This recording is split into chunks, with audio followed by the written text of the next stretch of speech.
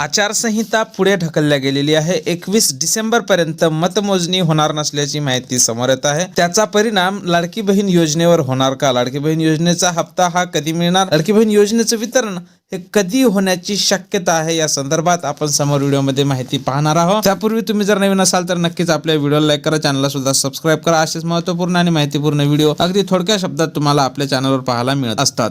तर पाहून घ्या, लाडक्या ताईंनो, मिळालेल्या माहितीनुसार नोव्हेंबरचा हप्ता हा तुमच्या वेळेवरच मिळणार आहे। त्या हप्त्याला विलंब होणार नाही। बाकी ज्या योजना आहेत त्यांच्या सुद्धा GR निघत आहे आणि त्यांच्या खात्यावर पैशाचं वितरण होत आहे।